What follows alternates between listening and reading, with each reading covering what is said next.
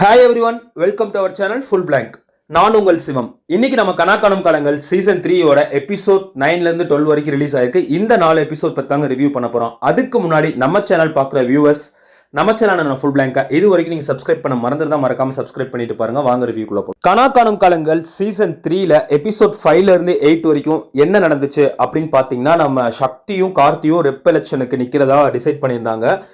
குணாக்கு வந்து ஒரு பார்சல் ஒன்று வந்துருந்துச்சு. அதில் ஓப்பன் பண்ணி பார்த்தா அதில் ஒரு ஸ்கூல் கன்ஸ்ட்ரக்ஷன் இருந்துச்சு. ஸோ இதோட தாங்க போன வீக் எபிசோட் முடிச்சிருந்தாங்க. Episode 9 unexpected candidates.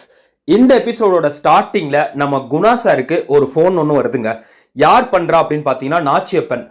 அந்த பார்சலில் என்ன இருந்துச்சுன்னு பார்த்தியா, அது ஒன்றும் ஸ்டூடெண்ட்ஸ் செஞ்சு வச்சிருக்க சயின்ஸ் எஜுகேஷனுக்கு வந்த ப்ராஜெக்ட் கிடையாது. உன்னோட ஸ்கூலுக்கு மேலே ஒரு கவர்மெண்ட் ப்ராஜெக்ட் வரப்போகுது அப்படின்னு குணாக்கு ஒண்ணுமே புரியல. ரொம்ப ஷாக் ஆகுறாரு. அப்ப நாச்சியப்பன் என்ன சொல்றாருன்னா, ஸ்கூல் ஃபர்ஸ்டா இருக்குது, ஸ்கூல் லாஸ்டா இருக்குன்னா பார்க்க மாட்டாங்க. கவர்மெண்ட் ப்ராஜெக்ட் வந்தா உன் ஸ்கூலை இடிச்சு அதுக்கு நடுவில் ரோடு போட்டுருவாங்க, அதெல்லாம் கவர்மெண்ட்டுக்கு தெரியாதுப்பா அப்படின்னு குணா வந்து அப்படியே ஒரு கதி கலங்கி போறாருங்க. இவங்க ரெண்டு பேருக்கும் ஏகப்பட்ட பிரச்சனைகள் நடந்துச்சு. நம்ம 2 சீசனா பார்த்துருப்போம். ஸோ அதோட கண்டினியூஷன் இந்த சீசன்லயே தொடருதுங்க. அடுத்த சீன் என்ன ஆகுது அப்படின்னு பார்த்தீங்கன்னா, நம்ம பசங்களாம் கிளாஸ்ல ஜாலியாக உட்காந்துருக்காங்க. அப்ப நம்ம சக்தி கேங்கும் நம்ம கார்த்தி கேங்கும் பேசிக்கிட்டு இருக்காங்க. அப்போ பார்த்தீங்கன்னா இந்த சைடு சக்தி கேங்ல இருந்து சக்தி தான் நிற்க போறான்னு சொன்னேன், அங்கே கார்த்தி நிற்க போறான்னு சொன்னேன். நம்ம மகேஷும் வினித்தும் பயங்கரமா கவுண்டர் கொடுக்குறாங்க. அந்த சைடில் ஜான் வந்து பயங்கரமா கவுண்டர்ஸ் கொடுத்துட்டு இருக்காருங்க. இவங்க எல்லாரும் பேசிக்கிட்டு இருக்கும் போதே நம்ம ஜீவா சார் கிளாஸ்க்குள்ள வராரு. அப்போ வந்து ஜான் என்ன கேட்கிறாருன்னா, சார் ரெப் எலெக்ஷன் இல்லையா சார் அப்படின்னு அவர் வந்து அதுக்கு ரூல்ஸ் எல்லாம் சொல்றாருங்க. கார்த்தியும் சக்தியும் மட்டும் தான் ஃபர்ஸ்ட் நிற்கிறாங்க. அந்த ரூல்ஸில் வந்து பார்த்தீங்கன்னா கார்த்தி வந்து எலிஜிபிள் கிடையாதுனால அவர் உட்காந்துடுறாரு. 80% மேலே மார்க் வேணும் அப்படின்னு சொல்கிறாங்க.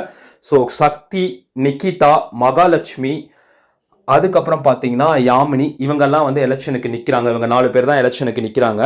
ஸோ எல்லாரும் வந்து ஓட்டு போடுறாங்க, எல்லாரையும் ஓட்டு போட சொல்கிறாங்க. அப்போ வந்து எல்லா பசங்களும் எல்லாரும் போய் வந்து கிளாஸில் இருக்க எல்லாரும் வந்து ஓட்டு போடுறாங்க. அவங்களுக்கு யார் பிடிச்சிருக்கோ அவங்களுக்கு ஓட்டு போடுறாங்க.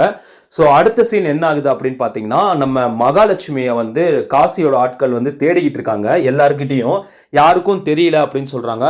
இதை சொல்ல காசி கிட்ட வரும்போது காசி செம்ம டென்ஷன் ஆகி போய் மகாலட்சுமியோட அம்மாவை ரேகா கிட்ட போய் பேசுகிறாரு. உன் பொண்ணை நான் சும்மா விட மாட்டேன், இன்னைக்கு வந்து அவ என்ன மார்க்கெட் ப்ரைஸ்ன்னு உனக்கு தெரியாது அப்படி இப்படின்னு சொல்லி ஒரு மாதிரிலாம் மிரட்டுறாரு. அவங்க ரொம்ப கவலைப்படுறாங்க, எப்படியும் பொண்ணு மாட்டிடக்கூடாது அப்படிங்கிற ஒரு பயத்தில் இருக்காங்க. அடுத்த சீன் என்ன ஆகுது அப்படின்னு பார்த்தீங்கன்னா, நம்ம சக்தி கேங்கும் கார்த்தி கேங்கும் பார்த்துக்கிறாங்க. அப்போ வந்து சக்தி சொல்கிறாரு, நீ நிற்கிறேன்னு சொன்னனால தான் நான் எலெக்ஷனில் நின்னேன், எனக்கு இதுல எல்லாம் ஆசை கிடையாது, உன்னால அது கூட நிற்க முடியலையே அப்படின்னு சொல்லி நம்ம கார்த்தியை பயங்கரமாக ட்ரிகர் பண்ணிட்டு போகிறாங்க. கார்த்தியும் செம்ம டென்ஷன் ஆகிறாருங்க. அதோட தாங்க இந்த எபிசோட் முடிஞ்சு. Episode 10 physics versus chemistry. இந்த எபிசோடோட ஸ்டார்டிங்ல நம்ம புஜி பாபு பயங்கரமா மேக்கப்லாம் போட்டுட்டு இருக்காங்க. எல்லாரும் பாக்குறாங்க என்னடா இவன் பண்றான் அப்படின்னு சொல்லிட்டு. அப்ப கேட்கும் போது அவர் என்ன சொல்றாருன்னா, கெமிஸ்ட்ரிக்கு புதுசா ஒருத்தவங்க வரப்போறாங்க, அதுவும் ஒரு மேம் வரப்போறாங்கன்னு பசங்க எல்லாம் அள்ள மோதிட்டு போய் மேக்கப் போடுறாங்க.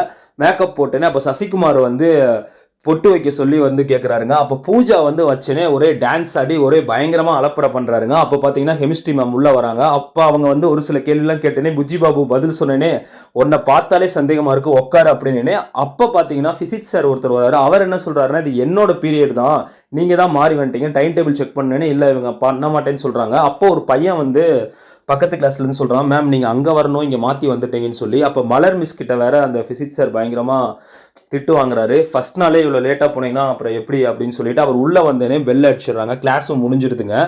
அதுக்கப்புறம் பார்த்தீங்கன்னா நம்ம சசிகுமார் வந்து பயங்கரமாக ஹாப்பியாக இருக்காருங்க. கார்த்திக் பார்த்துட்டு என்னடா பண்ணுற, என்னடா ஆச்சு உனக்கு அப்படின்னு கேட்குறாரு. அப்போ அவர் வந்து ஒரு ஃப்ளாஷ்பேக் சொல்கிறாங்க. அவங்க பாட்டி வந்து நீ ஊருக்கு படிக்க போகிற இடத்துல ஒரு நல்ல பொண்ணா, அழகான பொண்ணா கல்யாணம் பண்ணிட்டு வரணும்ப்பா அப்படின்னு சொன்னோடனே சசிகுமார் அதை சொன்னோடனே இவங்க 2 பேரும் பயங்கரமாக சிரிக்கிறாங்க. சிரிச்சுட்டு என்னடா இது அப்படின்னு சொல்கிறாங்க. அடுத்த சீன் பார்த்தீங்கன்னா நம்ம சக்தி வந்து நின்று ஏகாம்பரத்துட்டையும் புஜி பாபுட்டையும் பேசிகிட்டு இருக்காங்க. அப்போ வந்து பார்த்தீங்கன்னா யாமினி வராங்க. வந்து நான் எலெக்ஷனை நின்னது நீ தப்பாக நினச்சிக்காத சக்தி, மதி தான் நிற்க சொன்னா, எனக்கு நீ தான் வின் பண்ணணும் அப்படின்னு சொன்னேன்னா அப்போ சக்தி என்ன சொல்கிறாருன்னா, கார்த்தி நிற்கல, ஸோ நீ ஜெயிச்சாலும் எனக்கு கவலை இல்லை அப்படின்னு சொல்கிறாங்க. அடுத்தது பார்த்தீங்கன்னா திரும்பி மதி வராங்க. மதியும் யாமினி என்ன சொன்னாங்களோ அதே சொல்கிறாங்க. சொன்னேன்னே சக்தி சிரிக்கிறாரு. அப்போ இவங்க 2 பேரும் அவங்கள கலாய்ச்சிட்டு இருக்காங்க. அதுக்கப்புறம் என்ன ஆகுது அப்படின்னு பார்த்தீங்கன்னா, கார்த்திக் வந்து வீட்டுக்கு பயங்கரமாக கோபமாக போகிறாருங்க.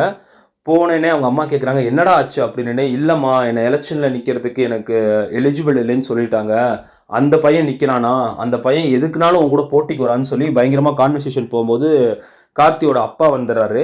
வந்தேனே இவங்க நடந்ததெல்லாம் சொல்றாங்க. அப்ப அவர் என்ன சொல்றாருன்னா, உன் பையன் மார்க் குறைஞ்சதுக்கு எப்படி அந்த பையன் பொறுப்பாவான், இதெல்லாம் பெருசாக்காத, இதெல்லாம் போய் நான் எப்படி போய் கேட்கறது அப்படின்னு சொல்லி பயங்கரமா இவங்களுக்குள்ள கான்வர்சேஷன் போகுதுங்க. அடுத்த சீன் பார்த்தீங்கன்னா, நம்ம குணா சார் வந்து அந்த குழப்பத்தோட வீட்டுக்கு வராரு. மலர் வந்து என்னாச்சு, ஏன் டல்லா இருக்குன்னு, இல்லை தலைவலி அப்படின்னு சொல்றாங்க. அப்போ போய் சக்திவேல் சாரோட ஃபோட்டோ முன்னாடி நிற்கிறாரு. நின்றுட்டு அங்கே ஒரு பெர்ஃபார்மன்ஸ் ஒன்று பண்ணுறாரு பாருங்க. அது வந்து உண்மையாகவே வந்து நம்ம ஓஜி குணா சாரை பார்த்த மாதிரி இருந்துச்சு. ரொம்ப அழகாக வந்து ஒரு எமோஷ்னலான ஒரு டைலாக் ஒன்று கன்வே பண்ணியிருப்பாருங்க. எவ்வளவுதான் நான் மேலே வரணும்னு நினைச்சாலும் விட மாட்டேங்கிறாங்க, என்ன ஆனாலும் இந்த ஸ்கூலை நான் காப்பாற்றாம விட மாட்டேன், ஆனால் எனக்கு என்ன பண்ணுறேன்னே தெரிலப்பா அப்படின்னு சொல்லி ஒரு மாதிரி எமோஷ்னலாக பிரேக் டவுன் ஆகிறாரு. அந்த சீனோட தான் இந்த எபிசோட் முடியுதுங்க. Episode 11 family promises. இந்த எபிசோடோட ஸ்டார்டிங்கில் ஹாஸ்டலில் எல்லாருமே வெயிட் பண்ணிட்டு இருக்காங்க சாப்பிட. அப்போ முட்டை வேற போடுறாங்க. ஸோ புஜி பாபுல இருந்து நம்ம சசிகுமார், மகேஷ், பொண்ணுங்களில் ஜனனி, பூஜா, மகா இவங்க எல்லாருமே வெயிட் பண்ணிட்டு இருக்காங்க சாப்பிட. அப்போ பார்த்தீங்கன்னா நம்ம ஏகாம்பரம் என்ன சொல்றாருன்னா, சார் என்ன சார் இன்னைக்கும் கறி இல்லையா, நாங்கெல்லாம் டெய்லி எங்க அரண்மனையில கறி சாப்பிட்டோம், இப்போ இதுதான் கிடைக்குதுடா எடுத்துட்டு போடா அப்படின்னு சொல்லி சொல்றாங்க. அப்ப என்ன ஆகுதுன்னு பாத்தீங்கன்னா, நம்ம சசிகுமார் ஒரு முட்டை தானா இன்னொரு முட்டை கிடையாதான்னு சொல்லி சண்டையெல்லாம் போட்டுட்டு இருக்காங்க. அப்ப பூஜா கிட்ட போய் பேசுறாங்க. பூஜா வந்து இதுதான் உன் பிரச்சனையா இந்தா அப்படின்னு சொல்லி முட்டையை கொடுத்தேனே பசங்கன்னா ஷாக் ஆறாங்க. மகேஷ், நம்ம ஏகாம்பரம், புஜி பாபுலாம் டேய் எப்படிரா அப்படின்னு சொல்லி அவங்க எல்லாம் சாப்பிட்டுட்டு பேசிக்கிட்டு இருக்காங்க.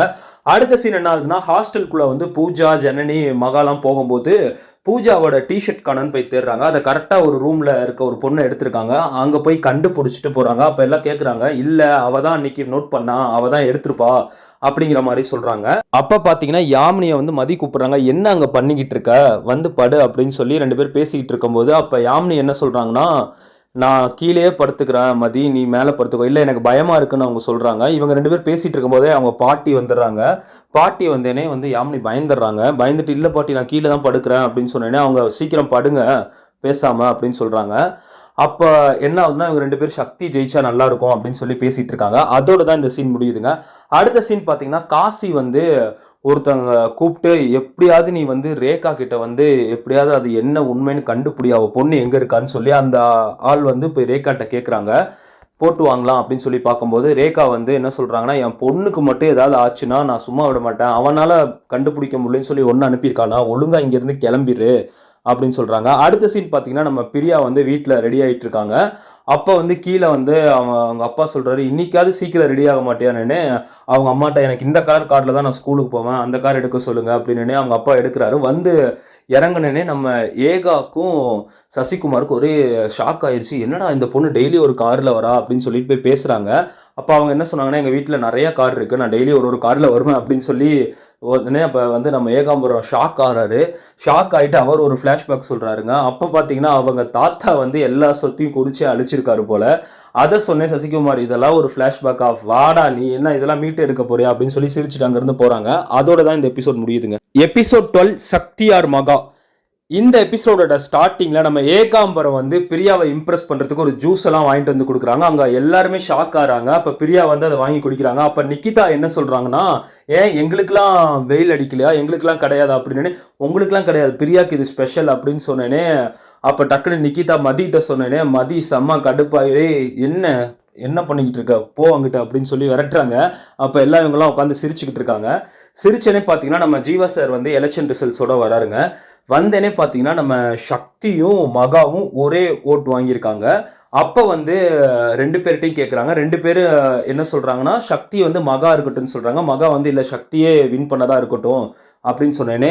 எனக்கு இந்த ஸ்பிரிட் உங்கள் ரெண்டு பேர்கிட்டையும் பிடிச்சிருக்கு, ஸோ இப்போ நானே எலக்ட் பண்ணுறேன், சக்தி வந்து ரெப்பு, நீங்கள் வந்து அசிஸ்டன்ட் ரெப்பாக இருங்க அப்படின்னு சொல்லி ஃபிக்ஸ் பண்ணேனே. எல்லாம் பயங்கரமாக செம ஜாலி ஆகிறாங்க. அடுத்த சீன் பார்த்தீங்கன்னா நம்ம மகேஷும் ரஞ்சித்தும் சக்தியை முன்னாடி கூப்பிட்டு வந்து பேச சொல்கிறாங்க. அப்போ சக்தி என்ன சொல்கிறாருன்னா, எனக்கு ஓட்டு போட்ட எல்லாருக்கும் தேங்க்ஸ், நம்ம எல்லாரும் சேர்ந்து உழைச்சு நம்ம கண்டிப்பாக கிளாஸை நல்லபடியாக வச்சு. அடுத்த சீன் பார்த்தீங்கன்னா நம்ம சசிகுமார், ஏகாம்பரம், புஜி பாபு, ஜான், கார்த்திக் எல்லாம் உட்காந்து பேசிகிட்டு இருக்காங்க. அப்போ சசி எனக்கு பயங்கரமாக பசிக்குது அப்படின்னு சொல்லிட்டு இருக்காங்க. சரி வாங்கடா கேன்டீன் போகலாம் அப்படின்னு சொல்லி எல்லாம் கிளம்புறாங்க. அடுத்த பீரியட் யாரோடதுன்னு பார்த்தீங்கன்னா நம்ம சந்தோஷ் சார் கிளாஸில் வராருங்க. வந்தேனே யார் ரெப்பு அப்படின்னு கேட்டேனே, நம்ம சக்தி தான் ரெப்பு அப்படின்னு சொல்லி மகேஷ் சொல்கிறாரு. ரெப்பாக இருந்தால் மட்டும் பத்தாது, இவங்க பண்ணுற தப்பு எல்லாத்துக்கும் நீ தான் பொறுப்பு எடுத்துக்கணும் அப்படின்னு சொல்லி அசிஸ்டன்ட் ரெப் எல்லாரையும் கேட்டுட்டு பேசிக்கிட்டு இருக்காங்க. நம்ம கார்த்திக், ஜான், ஏகாம்பரம், அதுக்கப்புறம் பார்த்தீங்கன்னா புஜி பாபுலாம் கிளாஸுக்கு லேட்டாக வராங்க. சந்தோஷ் சார் பயங்கர டென்ஷனாக எல்லாரையும் அடிச்சு அனுப்புறாரு.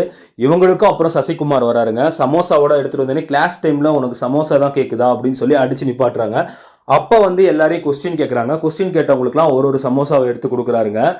செம இதாயிடுறாருங்க. சசிகுமார் டென்ஷன் ஆயிடுறாரு. என்னடா இது அப்படின்னு சொல்லிட்டு காசியோட ஆளுங்க வந்து தேடுறாங்க. மகாவை தேடி ஒருத்தங்க வந்து இன்ஃபர்மேஷன் கொடுக்குறாங்க.